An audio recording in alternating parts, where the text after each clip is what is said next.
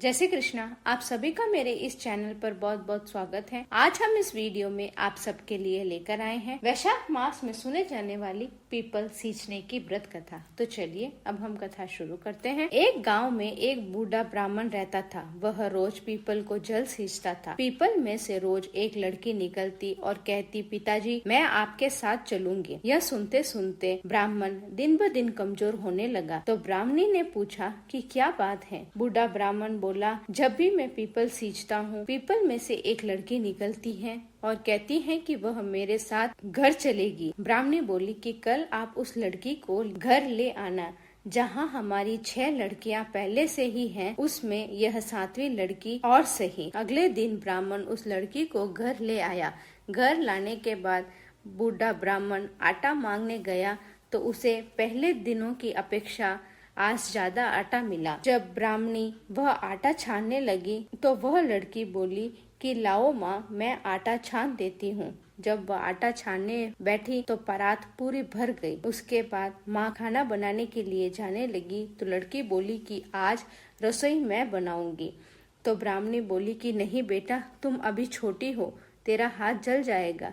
लेकिन लड़की नहीं मानी और वह रसोई में खाना बनाने गई तो उसने तरह तरह के 36 व्यंजन बना डाले और आज सभी ने भर पेट खाना खाया। इससे पहले ब्राह्मण के परिवार ने कभी भी भर पेट खाना नहीं खाया था। जब रात हुई तब ब्राह्मणी का भाई गांव से आया और कहने लगा कि दीदी, मैं बहुत दूर से आया हूँ और मैंने कुछ भी नहीं खाया है, मुझे भूख लगी है, मुझे खाना खिलाओ। ब्राह्मणी परेशान हो गई कि अब खाना कहाँ से लाएंगे।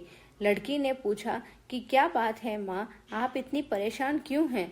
उसने कहा कि तेरे मामा आए हैं और खाना मांग रहे हैं, लेकिन हमने तो खाना खा लिया है। अब मैं उसके लिए खाना कहाँ से लाऊं। लड़की बोली कि आप चिंता मत करो, मैं बना दूंगी।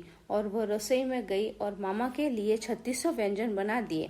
मामा ने भर पेट खाना खाया और कहा कि इससे पहले ऐसा स्वादिष्ट खाना मैंने कभी नहीं खाया है। ब्राह्मणी ने कहा कि भाई, यह तो तेरी पावनी भांजी ने बनाया है। शाम हुई तो लड़की बोली कि माँ, चौका लगा के चौके का दिया जला देना, रात में मैं कोठरी में सोऊंगी। ब्राह्मणी बोली कि नहीं बेटा, तू अभी बहुत छोटी है, तू डर जाएगी। लेकिन वह नहीं मानी और बोली कि मुझे कोई डर नहीं लगेगा, मैं सो जाऊंगी। वह अंदर कोठरी में जाकर सो गई। आधी रात को वह लड़की उठी और चारों तरफ देखने लगी तो जहाँ भी उस लड़की ने अपनी नजर घुमाई वहाँ धन ही धन हो गया। वह बाहर जाने लगी तो रास्ते में एक बूढ़ा ब्राह्मण सो रहा था। उसने देखा एक लड़की आधी रात को बाहर जा रही है तो उसने उससे पूछा कि बेटी, तू कहाँ जा रही है।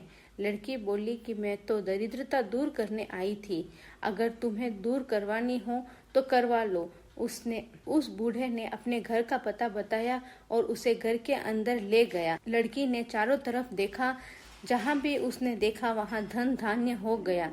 सुबह सवेरे सब उठे तो लड़की को ना पाकर ढूंढने लगे और कहने लगे कि पावनी बेटी कहाँ चली गई है। तब वह रास्ते का बूढ़ा ब्राह्मण उन्हें मिला और उसने कहा कि वह लड़की और कोई नहीं, साक्षात माँ लक्ष्मी ही थी, जो तुम्हारे साथ मेरी दरिद्रता भी दूर करने आ गई थी। तुमने वैशाख मास में पीपल सींचा था, इसलिए तुम्हें माँ लक्ष्मी की कृपा प्राप्त हुई और तुम्हारे साथ मुझे भी प्राप्त हो गई। हे माँ लक्ष्मी, जैसे आपने उसकी दरिद्रता दूर की है, वैसे ही सभी की करना। कहानी कहने वाले, सुनने वाले और हुंकारा भरने वाले सभी के भंडार भरना। जय माँ लक्ष्मी। अगर आपको मेरी ये कहानी अच्छी लगे तो इसे लाइक करें, शेयर करें और चैनल को सब्सक्राइब करना बिल्कुल ना भूलें।